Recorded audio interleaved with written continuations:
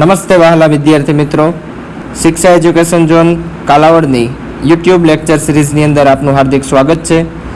આપણે ધોરણ 12 અર્થશાસ્ત્ર સબ્જેક્ટના વિડીયો આપણી ચેનલની અંદર પોસ્ટ કરેલા છે. તમે ગમે ત્યારે તે જોઈ પણ શકો છો. હાલમાં આપણે અર્થશાસ્ત્રનું ચેપ્ટર 5 ગરીબી શરૂ કરેલું છે. એના પણ 2 ટોપિક આપણે સારી રીતે પૂર્ણ પણ કરેલા છે, જે પણ તમે ગમે ત્યારે જોઈ શકો છો. આ ગરીબી ચેપ્ટર આપણા માટે ઇમ્પોર્ટન્ટ એટલા માટે છે કારણ કે અર્થશાસ્ત્રની અંદર બોર્ડના પેપરમાં ગરીબી ચેપ્ટરમાંથી 10 માર્કના ક્વેશ્ચન પૂછાય છે. બીજી વસ્તુ, ગરીબી ચેપ્ટરમાંથી સેક્શન ઈ એટલે કે જે મોટા પ્રશ્ન આપણે લખવાના હોય છે 5 માર્કના, એમાંથી પણ એક પ્રશ્ન ગરીબીનો વખતો વખત પૂછાતો આવે છે. એટલા માટે પણ આ ગરીબી ચેપ્ટર છે આપણા માટે મહત્વનું છે. ગયા લેક્ચરની અંદર આપણે ગરીબીના કારણોનો વિગતે અભ્યાસ કરેલો હતો, જેની અંદર આપણે 5 પ્રકારના કારણો જે છે એની વાત કરેલી હતી, ગરીબીના કારણો. આજે આપણે ગરીબીના એક પછી એક કારણો ભણવાના છીએ. આ ગરીબીના કારણો માટે આપણે યાદ રાખો એક સૂત્ર પણ બનાવેલું હતું, આગ્રા એસા અ, બરાબર. એમાંથી આ ઉપરથી આપણે લીધું હતું આર્થિક કારણો, ગ્રા ઉપરથી કંઈક ગ્રામીણ કારણો, એના પછી એ ઉપરથી ઐતિહાસિક કારણો, સા ઉપરથી સામાજિક કારણો અને અ ઉપરથી અન્ય કારણ, એવું આપણે યાદ પણ રાખેલું હતું. આજે આપણે મુખ્ય ટોપિક આપણો શરૂ કરશું, ગરીબીના આર્થિક કારણો. બરાબર. આ ગરીબીના આર્થિક કારણો પણ 5 સબ ટોપિક ધરાવે છે. આર્થિક કારણો, તો ગરીબીના આર્થિક કારણોની અંદર પણ બીજા 5 સબ ટોપિક રહેલા છે. એને યાદ રાખવા માટે પણ આપણે એક સૂત્ર બનાવેલું છે. સૂત્ર આપણે એટલા માટે બનાવી છીએ કે તમને સરળતાથી આ ટોપિક છે એ યાદ રહી જાય. આ સૂત્રને વારંવાર તમે વાગોળતા રહેશો તો તમે એક્ઝામમાં સરળતાથી યાદ રાખી શકશો. બરાબર. તો આર્થિક કારણો માટે આપણે જે સૂત્ર બનાવેલું હતું, સૃજના 2 જ, સૃજના 2 જ, બરાબર. આવું સૂત્ર હતું. શ્ર ઉપરથી આવતું હતું શ્રમિક દીઠ નીચી ખેત ઉત્પાદકતા, નીચી ખેત ઉત્પાદકતા. ચાલો, એના પછી જ ઉપરથી આવતું હતું જમીન અને સંપત્તિની અસમાન વહેંચણી. બરાબર. તો આ તો બધાને ખ્યાલ જ છે કે આપણા દેશમાં જમીન અને સંપત્તિની વહેંચણી છે એ કેવી છે? અસમાન. પછી ના ઉપરથી આવતું હતું નાના અને ગૃહ ઉદ્યોગોનો અલ્પ વિકાસ. બરાબર. તો નાના પાયાના ઉદ્યોગોનો વિકાસ ઓછો થયેલો છે. 2 ઉપરથી આવતું હતું બેરોજગારીનો ઊંચો દર. બરાબર. તો આપણા દેશમાં હાલમાં બેરોજગારીનો ખૂબ ઊંચો દર જોવા મળે છે, જેના લીધે પણ માણસોની આવક ઓછી છે અને ગરીબીનો સામનો કરતા જોવા મળે છે. જ ઉપરથી આવતું હતું ઝડપથી વધતા ભાવો. બરાબર. તો આ સૂત્ર લખીને તમારે વારંવાર આ સૂત્રને યાદ કરતું રહેવાનું છે, એટલે બધા ટોપિક છે એ યાદ રહી જશે. 3 માર્કમાં આર્થિક કારણો અલગથી પણ પૂછાય છે. બરાબર. તો આ વસ્તુ પણ ધ્યાન રાખજો. 3 માર્કમાં અલગથી પૂછાય. શરૂઆતમાં તમે આવી રીતના ટાઇટલ લખી નાખો તો પણ 1 માર્ક તમને મળવાની શક્યતા ખૂબ સારી રહેલી છે. હવે એક પછી એક કારણો આપણે વિગતમાં ભણતા જઈએ. તો પહેલું જ કારણ આવે છે શ્રમિક દીઠ નીચી ખેત ઉત્પાદકતા. આર્થિક કારણનું પહેલું કારણ શ્રમિક દીઠ નીચી ખેત ઉત્પાદકતા. તો અહીં આપણે જોઈએ તો શ્રમિકની વાત કરેલી છે. શ્રમિક એટલે કે કોઈ પણ વ્યક્તિ, એની શું છે? નીચી ખેત ઉત્પાદકતા. તો માત્ર ને માત્ર આપણે ખેતીની સાથે સંકળાયેલું ઉત્પાદન જ જોવાનું છે. બરાબર. તો જે વ્યક્તિઓ ખેતી ક્ષેત્ર સાથે સંકળાયેલા છે એનું જ ઉત્પાદન આપણે અહીંયા જોવાનું છે. તો ખેતી ક્ષેત્રે શા માટે ઉત્પાદન ક્ષમતા આપણા દેશના શ્રમિકોની ઓછી છે એનો આપણે અહીંયા વાત કરવાની છે. તો આપણે બધાને ખ્યાલ છે કે ક્યાંક ને ક્યાંક આપણી ખેતીની અંદર સિંચાઈનો અભાવ જોવા મળે છે. હજી પણ ઘણા લોકો એવા છે કે ટેકનોલોજીનો ઉપયોગ કરતા નથી. શિક્ષણ અને તાલીમની ઉણપ જોવા મળે છે. હજી પણ ખેતીની અંદર મૂડીરોકાણનો દર છે એ ખૂબ ઓછો છે. વસ્તીનું વધુ પડતું ભારણ પણ ક્યાંક ને ક્યાંક શ્રમિકની ખેતી ઉત્પાદકતા છે એ નીચી ધરાવે છે. બરાબર. તો ભારતમાં ગ્રામ્ય ક્ષેત્રે ગરીબી વધુ હોવા માટેનું એક કારણ આપણા ગ્રામીણ ક્ષેત્રની અંદર જ આ ગરીબી વધુ જોવા મળે છે. કારણ કે ગ્રામીણ ક્ષેત્રે સૌથી વધુ લોકો ખેતીના વ્યવસાય સાથે સંકળાયેલા છે અને ખેતીની અંદર હજી પણ આપણે એટલું બધું મૂડીરોકાણ કરતા નથી. બરાબર. તો આ એક પછી એક વસ્તુ લખી કે શા માટે આપણી ખેત ઉત્પાદકતા આટલી બધી ઓછી છે. તેમાં પહેલું જ આપણે કહી શકીએ કે કૃષિ ક્ષેત્રે સિંચાઈની સગવડનો અભાવ. બરાબર. તો સિંચાઈની સગવડનો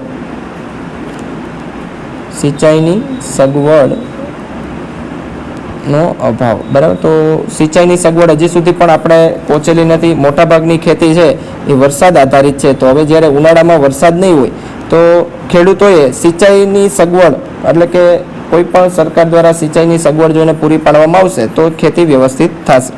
તો સિંચાઈની સગવડ છે એનો આપણે અભાવ જોવા મળે છે. બીજી વસ્તુ જોઈ તો અપૂરતી ટેકનોલોજી. બરાબર. અપૂરતી ટેકનોલોજી. હાલમાં તો ઘણી બધી ટેકનોલોજી છે કૃષિ ક્ષેત્રે આપણે આવેલી છે, પણ તેમ છતાં હજી એનો બધો લાભ છે એ ખેડૂતોને મળી શકતો નથી. તો ટેકનોલોજી ઓછી હોવાને લીધે પણ ક્યાંક ને ક્યાંક ઉત્પાદન ક્ષમતા છે આપણી ઓછી જોવા મળે છે. 3 નંબર ઉપર એવું પણ કહી શકીએ કે ખેતી ક્ષેત્રે શિક્ષણ અને તાલીમનો અભાવ. બરાબર. તો દર વર્ષે જે બિયારણની અંદર સુધારો થતો હોય છે, પછી ખેતી ક્ષેત્રની અંદર પણ જે નવા સંશોધનો થતા હોય છે ખેડૂતો સુધી પહોંચાડી શકતા નથી. એવું શિક્ષણ આપવામાં આવતું નથી, તાલીમ પણ આપવામાં આવતી નથી, જેને લીધે પણ ક્યાંક ને ક્યાંક ઉત્પાદન ક્ષમતા છે એ ઓછી જોવા મળે છે. એના પછી આપણે એમ પણ કહી શકીએ કે ખેતી ક્ષેત્રે મૂડીરોકાણનો નીચો દર. તો જેટલું મૂડીરોકાણ ખેતી ક્ષેત્રે થવું જોઈએ એ થઈ શકતું નથી. એના લીધે પણ ક્યાંક ને ક્યાંક ઉત્પાદન ક્ષમતા છે એ ઓછી જોવા મળે છે. ત્યાર પછી વસ્તીનું વધુ પડતું ભારણ. તો મોટાભાગની વસ્તી છે એ ખેતી ક્ષેત્ર ઉપર નિર્ભર. બીજી વસ્તુ, આપણા દેશની વસ્તી અત્યારે 121 કરોડ જેટલી કહી શકાય છે અને આ બધી ક્ષેત્રને અનાજ પૂરું પાડવાનું ભારણ છે એ ખેતી ઉપર આવેલું છે. તો એને લીધે પણ ક્યાંક ને ક્યાંક આપણી ખેતી છે એ ઓછી જોવા મળે છે.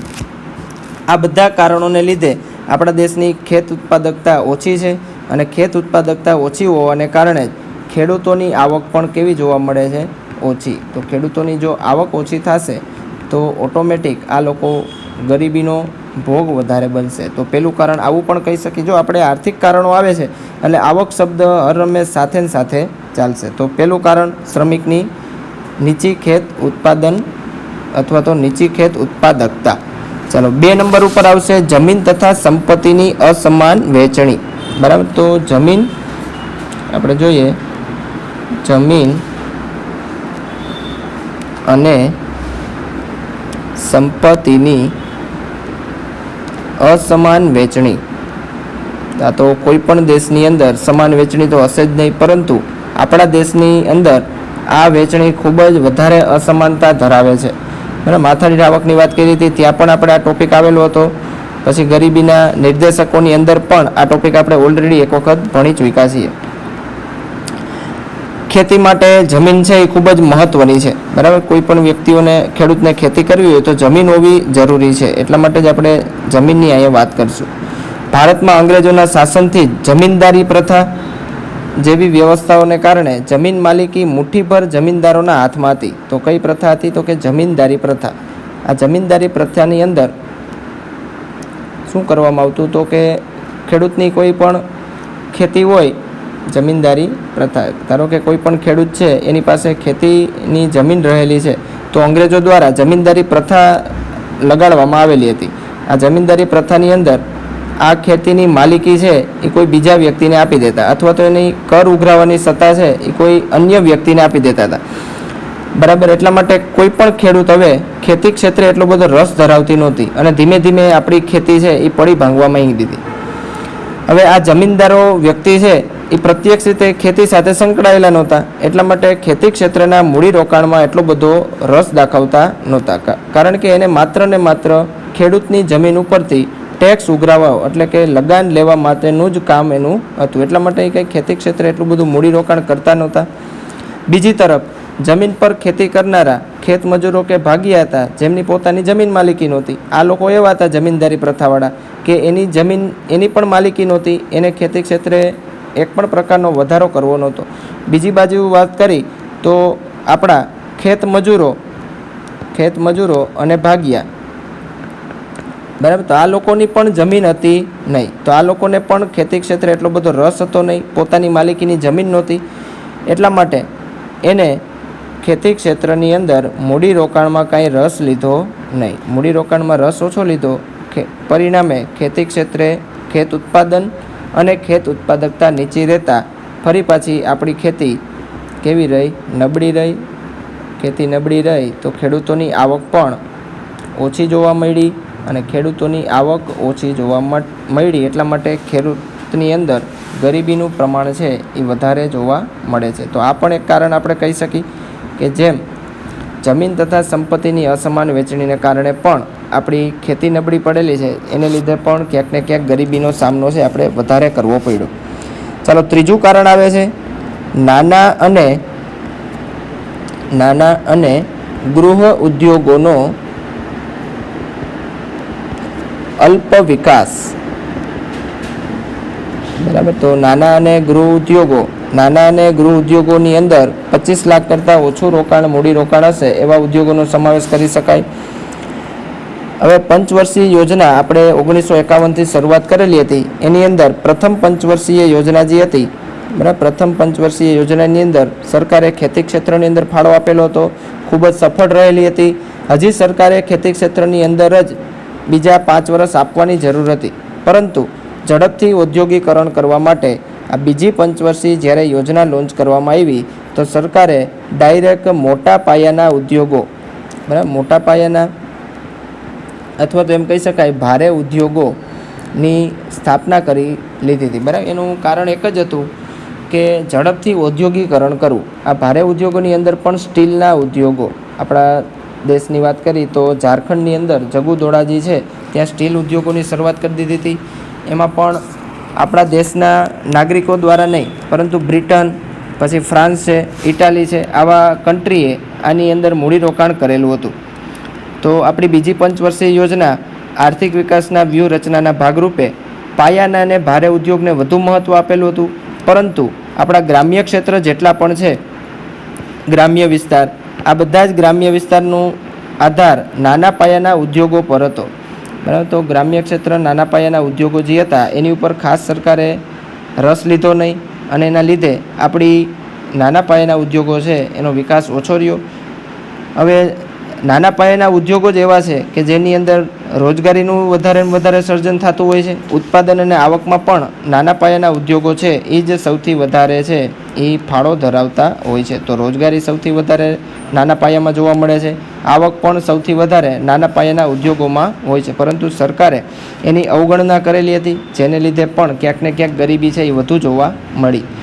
આ ઉપરાંત ખેતીની સાથે સંલગ્ન ઉદ્યોગો જેવા કે પશુપાલન, બરાબર, પશુપાલન, પછી ડેરી ઉદ્યોગ છે, ડેરી ઉદ્યોગ, એના પછી જોઈએ તો મત્સ્યપાલન, આ બધા ઉદ્યોગોનો પણ ઓછા વિકાસને કારણે આ ઉદ્યોગોની અંદર પણ મોસમી બેકારી, બરાબર, તો મોસમી બેકારી જોવા મળેલી હતી. મોસમી બેકારી, એના લીધે પણ ક્યાંક ને ક્યાંક ગરીબીનું પ્રમાણ છે એ ઊંચું જોવા મળેલું હતું. તો નાના અને ગૃહ ઉદ્યોગોનો અલ્પ વિકાસ, ખાસ કરીને આ વસ્તુ યાદ રાખશું કે બીજી પંચવર્ષીય યોજના સરકારે ભારે ઉદ્યોગોને વધારે મહત્ત્વ આપેલું હતું, જેના લીધે નાના ઉદ્યોગોની અંદર સરકારે એટલો બધો રસ લીધેલો નહોતો. ચાલો, એના પછી આવશે બે ઉપરથી બેરોજગારીનો ઊંચો અથવા તો ઊંચું પ્રમાણ, બરાબર, તો બેરોજગારીનું ઊંચું પ્રમાણ એ પણ ક્યાંક ને ક્યાંક ગરીબીના વધારાની અંદર મહત્ત્વ ધરાવે છે. બરાબર, ગરીબીના નિર્દેશકો આપણે જ્યારે ભણ્યા હતા ત્યારે પણ આ ટોપિકની વિગતે ચર્ચા આપણે કરેલી હતી. હવે બેરોજગારી શા માટે વધારે છે, તો એનું પણ એક રીઝન છે કે ભારતની હમણાં જેમ વાત કરી મોટાભાગની વસ્તી ગામડાઓમાં, અને એ પણ કેની ઉપર નિર્ભર રહેલી છે, ખેતી ક્ષેત્રે. અને આપણી ખેતી છે એ વરસાદ આધારિત છે. બરાબર, તો એકને એક વસ્તુ તમે જોજો બધી જ જગ્યાએ લિંક કરેલી છે. આપણી ખેતી વરસાદી ખેતી છે. ખેતી વરસાદ આધારિત હોવાથી આપણે વર્ષમાં 1 કે 2 જ પાક લઈ શકીએ છીએ. બરાબર, એટલા માટે ખેતી ક્ષેત્રે મોટા પ્રમાણમાં મોસમી બેરોજગારી જોવા મળે છે. બીજું કારણ, ઝડપથી વધતી વસ્તી અને સંયુક્ત કુટુંબ પ્રથાને કારણે ખેતી ક્ષેત્રે પણ વસ્તીનું ભારણ વધતા ખેતી ક્ષેત્ર માટે જ એક બેરોજગારી સર્જાયેલી હતી, જેને આપણે પ્રચ્છન્ન બેરોજગારી આવું પણ કહી શકીએ છીએ. બરાબર, પ્રચ્છન્ન બેરોજગારી, જેને બીજું નામ છુપી બેરોજગારી. ખરેખર આ બેરોજગારી છે એ દેખાતી નથી, એટલા માટે એને બીજું છુપી બેરોજગારી પણ કહેવાય છે. ગામડાઓમાં ખેતી ક્ષેત્રે પૂરક ઉદ્યોગોનો ઓછો વિકાસ, નિરક્ષરતા, શ્રમની ઓછી ગતિશીલતા વગેરેને કારણે પણ બેરોજગારીનું પ્રમાણ ખૂબ ઊંચું જોવા મળે છે અને એ એક ગરીબીનું કારણ બને છે. બાકી ખરેખર જો ખેતી ક્ષેત્ર સાથે સંકળાયેલા પૂરક ઉદ્યોગો જેમ કે પશુપાલન છે, ડેરી ઉદ્યોગ છે, આ બધા ઉદ્યોગો જો સારી રીતે ચાલતા હોય તો ખેતી ઉપરાંત અન્ય આવક પણ ખેડૂતોને થઈ શકે અને બેરોજગારીનું પ્રમાણ છે ક્યાંક ને ક્યાંક ઓછું આવતું જોવા મળે. બરાબર, તો ખેતી ક્ષેત્રની સાથે આવી બધી સમસ્યા સંકળાયેલી હોવાથી બેરોજગારીનું પ્રમાણ છે એ ઊંચું રહ્યું અને એના લીધે પણ આર્થિક જે ગરીબી છે એની અંદર વધારો થયેલો છે. અને છેલ્લું કારણ, ઝડપથી વધતા ભાવો.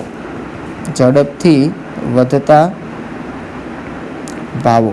બરાબર, ઓલરેડી આપણે 3જું ચેપ્ટર ભણ્યા હતા, નાણું અને ફુગાવો. તો આ એક પ્રકારનો ફુગાવાનો ટોપિક છે. મોંઘવારી છે એ દિવસે ને દિવસે વધતી જાય છે, એને લીધે પણ ક્યાંક ને ક્યાંક ગરીબીનો વધારો થતો જોવા મળે છે.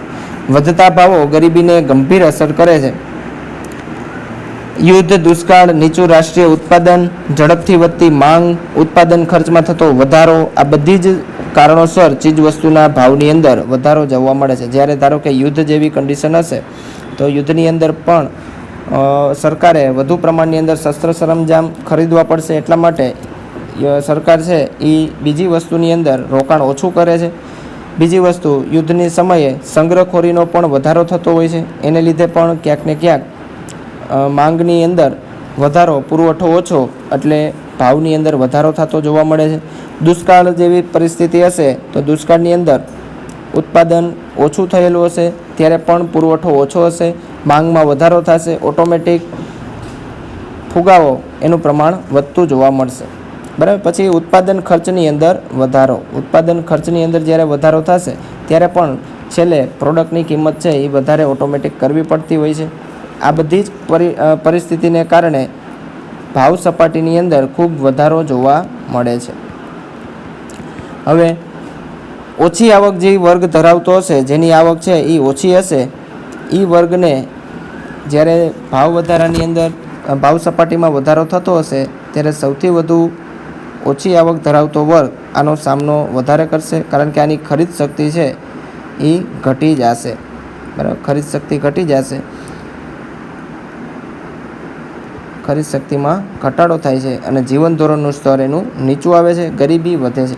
બીજી તરફ વાત કરીએ તો વધતા ભાવોની સ્થિતિમાં ઉદ્યોગપતિઓ, વેપારીઓ અને મોટા ખેડૂતોને જ ફાયદો થાય છે. તેથી સમાજમાં આવકની અસમાનતા પણ વધે છે. બરાબર, કારણ કે હમણાંની જ વાત કરીએ તો હજી કોવિડ-19ના લીધે જે લોકડાઉન આવેલું છે એમાં મોટાભાગના લોકોએ સંગ્રહખોરી કરેલી હતી. તો સંગ્રહખોરીને કારણે ઘણી બધી એવી ચીજ વસ્તુઓ હતી કે જેનો ભાવની અંદર ખૂબ વધારો થઈ ગયો હતો, તો ઓછી આવકવાળો વર્ગ એને ખરીદ શક્તિ ઘટી ગઈ હતી. જ્યારે આનો ફાયદો છે કોને જોવા મળેલો હતો? જે બિઝનેસમેન છે, મોટા ખેડૂતો છે અને વેપારીઓને છે આનો ફાયદો જોવા મળેલો. એટલા માટે એ લોકોની આવક છે એ ખૂબ વધી ગઈ, જ્યારે નાના વ્યક્તિઓની આવકની અંદર ખૂબ જ ઘટાડો જોવા મળેલો હતો. તો આ પ્રમાણે 5 ગરીબીના આર્થિક કારણો એ આપણે અહીંયા પૂર્ણ થાય છે. હવે પછીનો લેક્ચર આપણો આવશે, એની અંદર આપણે વધુ ગરીબીના કારણો છે